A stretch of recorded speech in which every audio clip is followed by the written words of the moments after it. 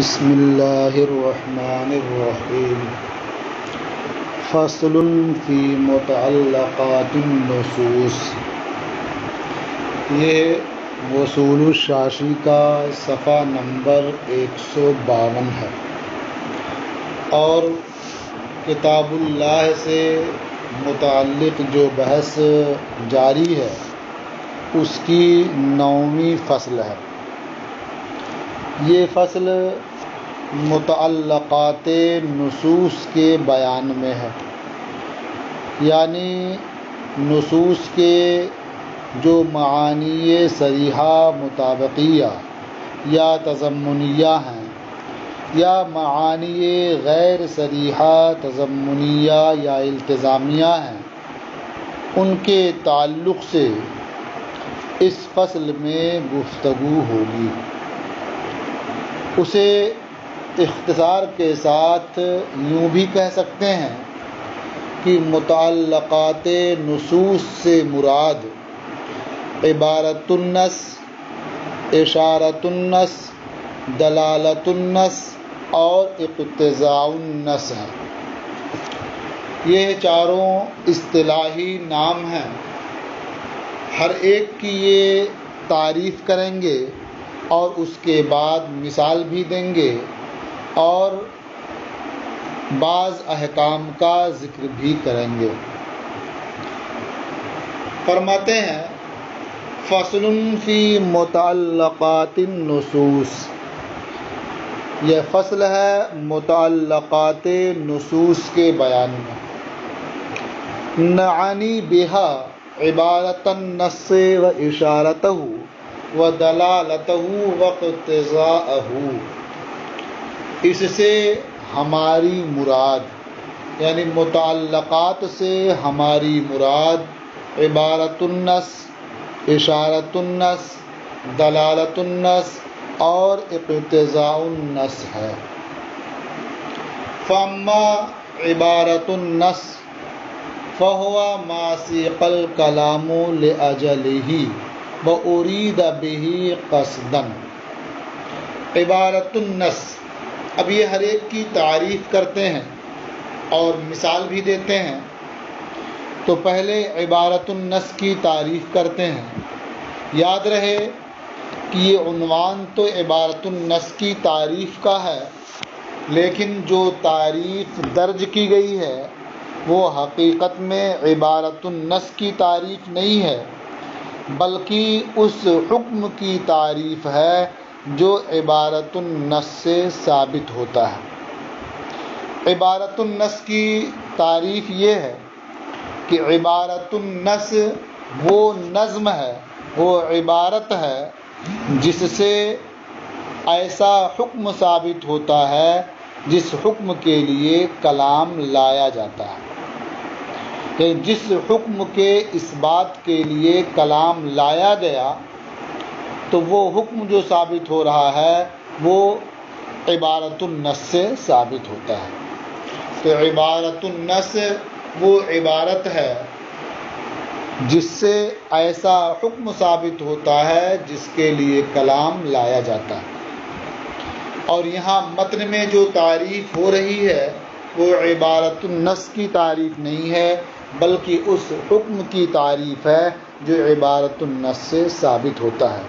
اسی لیے فرمایا فَهُوَ مَا سِيقَ الْكَلَامُ لِأَجَلِهِ وَأُرِيدَ بِهِ قَصْدًا، یعنی وہ حکم جو عبارت النص سے ثابت ہوتا ہے وہ ایسا حکم ہے جس کے لیے کلام لایا جاتا ہے، اور جو کلام سے مقصود ہوتا ہے یا کلام سے قصداً جس کا ارادہ کیا جاتا ہے۔ فَأَمَّا عِبَارَةُ النَّصِ فَهُوَ مَا سِيقَ الْكَلَامُ لِأَجَلِهِ، رہا مسئلہ عبارت النص کا، یعنی اس حکم کا جو عبارت النص سے ثابت ہوتا ہے، فَهُوَ مَا سِيقَ الْكَلَامُ لِأَجَلِهِ، تو وہ ایسا حکم ہے جس کی خاطر کلام لایا گیا ہو۔ وَأُرِيدَ بِهِ قَصْدًا، اور کلام سے قصداً اس کا ارادہ کیا گیا ہو یا کلام سے قصداً وہ مراد ہو۔ وَأَمَّا اشارۃ النص، اور رہا مسئلہ اشارۃ النص کا، فَهِيَ مَا ثَبَتَ بِنَظْمِ النَّصِّ من غیر زیادت، تو اشارۃ النص یہ وہ اشارہ ہے جو نظم نص سے ثابت ہو، یعنی نص کی جو عبارت ہے، جو منطوق ہے، اس سے وہ ثابت ہو بغیر کسی اضافے کے، اور وہ کلام سے، عبارت سے من کل وجہ ظاہر بھی نہ ہو، اور کلام اس حکم کے لیے لایا بھی نہ گیا ہو۔ تو کئی چیزیں ہیں ملحوظ رکھنے کی، یعنی جو حکم اشارۃ النص سے ثابت ہوتا ہے، یہ وہ حکم ہوتا ہے جو نص کی عبارت سے ثابت ہوتا ہے، اور اس عبارت میں کسی لفظ یا کلمے کا اضافہ بھی نہیں ہوتا ہے، اور وہ حکم اس عبارت سے من کل الوجوہ ظاہر نہیں ہوتا ہے، اور اس حکم کے لیے کلام لایا بھی نہیں جاتا ہے، لیکن اس عبارت سے اس حکم کی طرف اشارہ مل جاتا ہے، تو وہ ہے اشارۃ النص۔ وَأَمَّا اشارۃ النص، اور رہا وہ حکم جو اشارۃ النص سے ثابت ہو، فَهِيَ مَا ثَبَتَ بِنَظْمِ النَّصِّ، تو یہ ایسا حکم ہے جو نص کی عبارت سے، نص کے نظم اور اس کے منطوق سے ثابت ہو، من غیر زیادت، بغیر کسی کلمے کے اضافے کے، وَهُوَ غَيْرُ ظَاهِرٍ مِّن كُلِّ وَجْهٍ، اور وہ حکم جس کی جانب اشارہ ہوا ہے وہ من کل وجہ عبارت سے ظاہر نہ ہو، ولا سیق الکلام لأجلہ، اور نہ ہی اس حکم کے لیے کلام لایا گیا ہو۔ تو یہ عبارۃ النص اور اشارۃ النص کی تعریف ہو گئی۔ اب ان میں سے ہر ایک کی مثال پیش کرتے ہیں۔ مثالہ فی قولہ تعالی، اس کی مثال، یعنی ان دونوں میں سے ہر ایک کی مثال، عبارۃ النص کی مثال اور اشارۃ النص کی مثال، اللہ تعالیٰ کے ارشاد للفقراء المہاجرین الذین اخرجوا من دیارہم واموالہم میں ہے، یعنی اللہ تعالیٰ کا جو ارشاد ہے اس میں دونوں کی مثال موجود ہے۔ یہ کیسے دونوں کی مثال ہو رہی ہے؟ وہ اس طور پر کہ یہ کلام لایا گیا ہے مال غنیمت کے مستحقین کو بتانے کے لیے، یعنی مال غنیمت کے مستحقین کون ہیں انہیں بتانے کے لیے یہ کلام لایا گیا ہے، لہٰذا مستحقین کے بیان میں یہ کلام نص ہے، کیونکہ اسی کے لیے کلام لایا گیا۔ اور لفظ جو ہے فقر، فقراء کہا گیا اس میں، تو نظم نص سے مہاجرین کا فقر یہ ثابت ہوا کہ مہاجرین جو ہیں ہجرت کر کے مکہ مکرمہ سے مدینہ منورہ آئے ہیں تو وہ فقراء ہیں، تو فقر ثابت ہوا نظم نص سے۔ تو یہ نص اشارہ ہے اس بات کی جانب کہ کافر مسلمان کے مال پر غلبہ حاصل کر لے تو غلبہ حاصل کر لینا یہ کافر کے لیے ملکیت کے ثبوت کا سبب ہے، یعنی کافر نے کسی مسلمان کے مال پر قبضہ کر لیا اور وہ دارالحرب میں ہے تو اس کا قبضہ کر لینا یہ اس کے مالک ہونے کی دلیل ہے، اس لیے کہ اگر ہجرت کرنے والے مسلمانوں کے اموال خود ان مسلمانوں کی ملکیت پر باقی رہتے تو ان مسلمانوں کا فقر ثابت نہیں ہوتا، انہیں فقراء نہیں کہا جاتا۔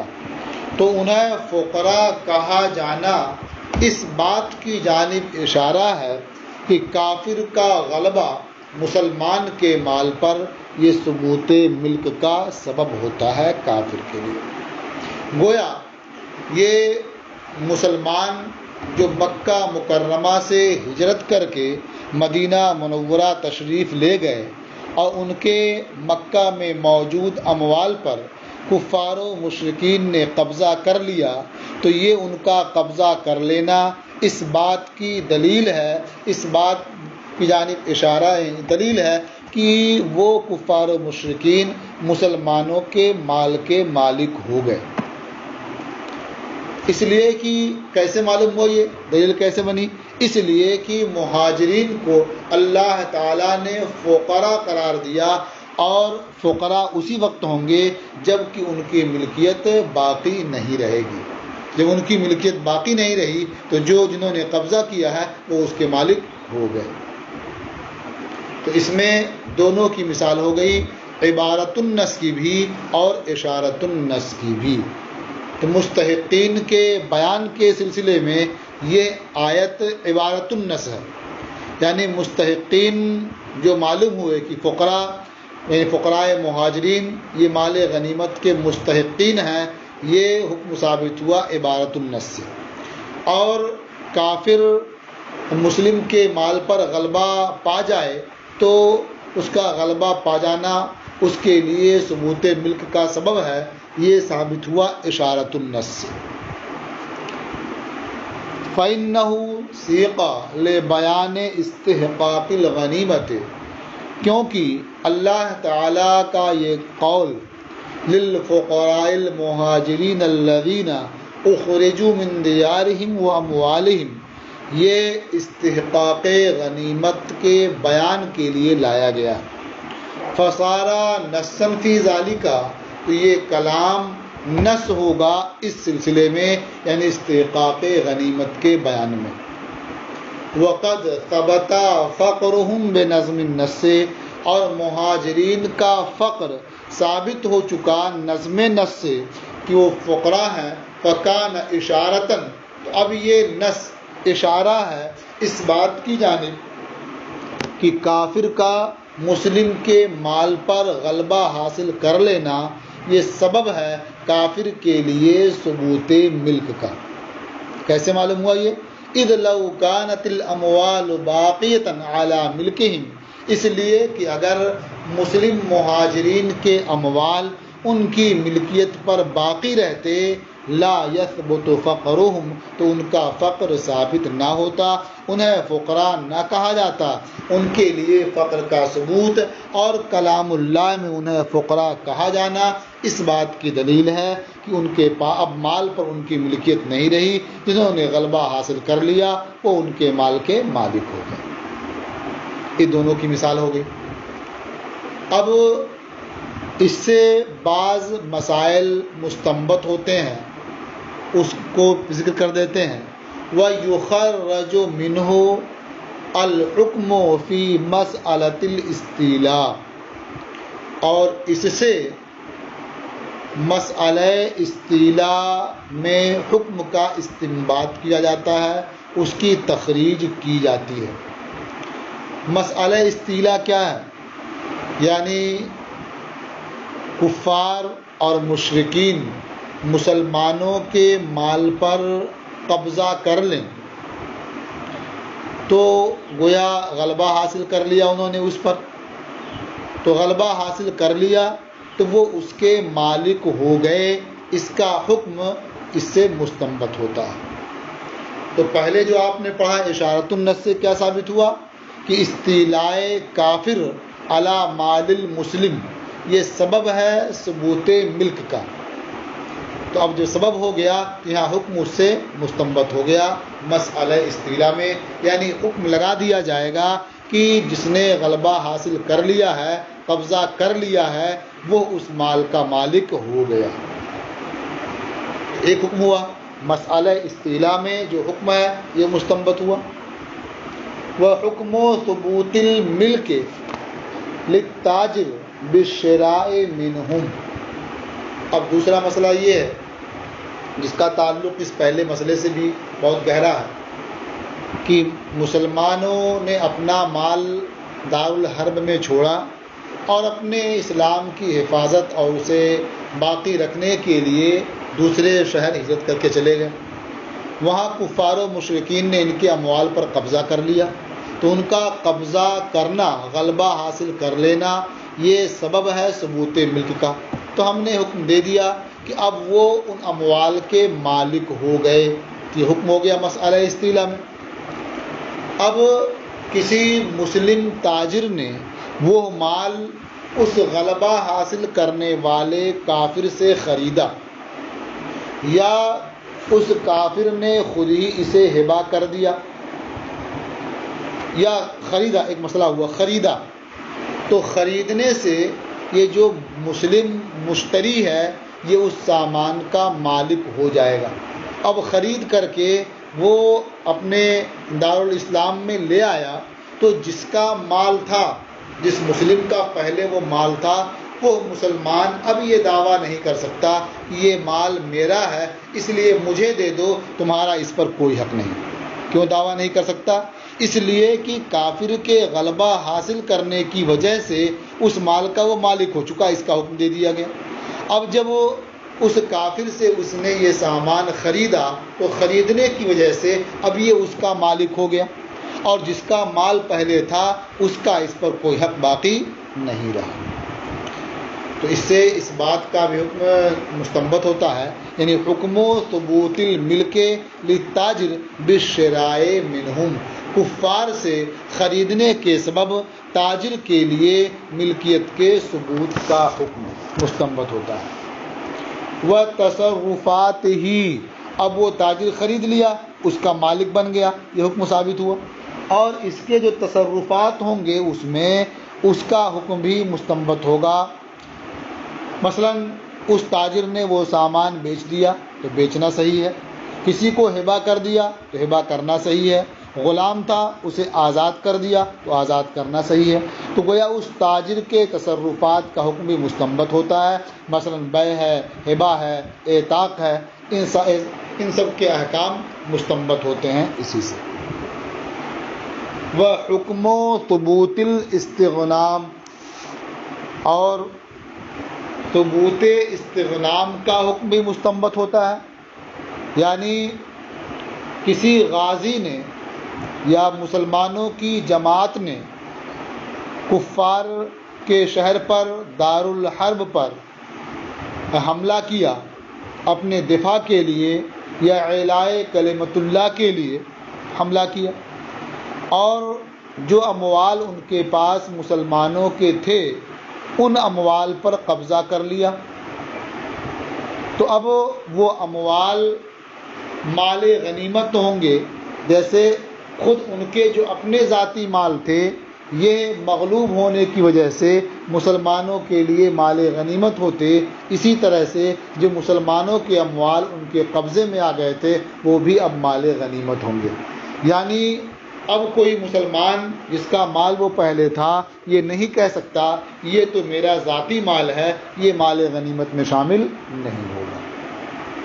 بحکم و ثبوت الاستغنام، اور استغنام کے ثبوت کا حکم مستنبط ہوتا ہے، یعنی جیسے کفار و مشرکین کے دوسرے اموال مال غنیمت ہو جائیں گے ایسے یہ مال بھی مال غنیمت ہو جائے گا۔ وثبوت الملک للغازی، اور غازی کے لیے ملکیت کے ثبوت کا حکم مستنبط ہوتا ہے، یعنی غازی نے اس مال پر قبضہ کر لیا تو وہ غازی اس مال کا مالک ہو جائے گا، اس میں دوسرے کا حصہ نہیں ہوگا۔ وعجز المالک عن انتزاعه من یدہ وتفریعاتہ، اور جو مال کا پرانا مالک تھا، یعنی حقیقت میں جس مسلمان کا وہ مال تھا اب وہ عاجز ہوگا اس مال کے لینے سے اس غازی کے قبضے سے، یعنی غازی اب چونکہ مالک ہو چکا، قبضہ کر چکا ہے، اس کے ہاتھ سے وہ مسلمان جس کا مال پہلے تھا وہ نہیں لے سکتا، وہ عاجز ہوگا۔ وتفریعاتہ، اور اس کی تفریعات بھی مستنبط ہوتی ہیں، مثلا اگر وہ باندی تھی جو مسلمان چھوڑ کر کے آ گیا تھا اور کافر نے اس پر قبضہ کر لیا تھا، پھر غازی نے اسے حاصل کر لیا، تو اب وہ غازی اس بادی سے وطی بھی کر سکتا ہے، اس کے لیے وطی کرنا حلال ہے، اسے آزاد کرنا چاہے تو آزاد کر سکتا ہے۔ تو یہ سارے احکام بھی اسی پر متفرع ہوتے ہیں۔ اب اس کے بعد ایک اور مثال ہے، اور اس پر بھی جو احکام متفرع ہوتے ہیں اس کا ذکر کرتے ہیں، جو انشاءاللہ آپ کل سماعت کریں گے۔